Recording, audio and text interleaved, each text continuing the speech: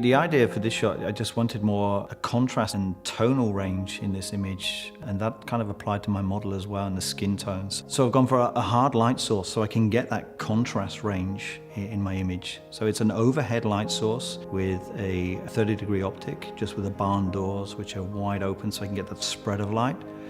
And that light is positioned just in front of my model. So we have to position the light carefully forward in front of the model so that the rest of the light can spill across the body, down across to the floor. And because it won't quite reach all the way, we then use a second orbiter with a small softbox on a low boy stand, very low to the ground, with the power turned down quite low, just to lift the shadow areas in the bottom of our scene.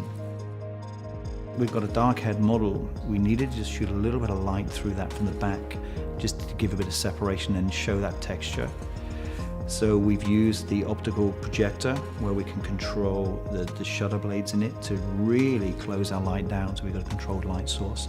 We can position it exactly where we want it without affecting the rest of the scene. And that then just lit the hair beautifully from there.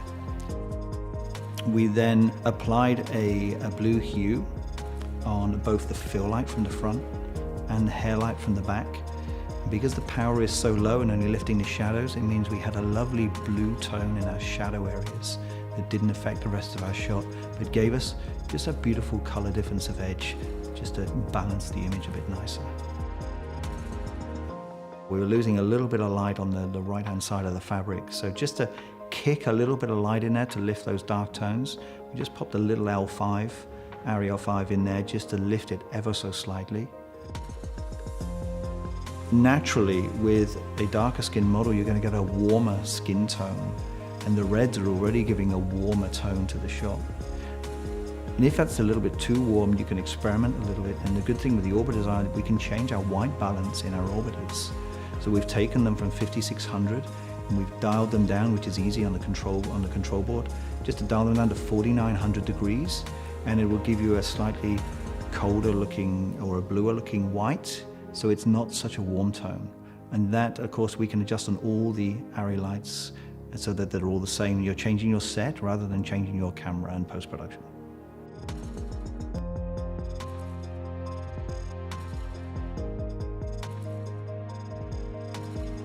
We all know that with modifiers, sometimes you will get a color shift, depending again on soft boxes that you use and the diffusion in them compared to hard modifiers, and the shape of the modifier and the size of them can all sort of affect a bit of a color balance shift. So the nice thing with the orbiter is that because it knows what attachment you're putting on the front, it will auto adjust the white balance so that that doesn't change when you change modifier. So that keeps your white balance as true as it was from the first one that you put on to the second or third. And of course in this set we used 5 orbiters in this one for this to get everything we needed.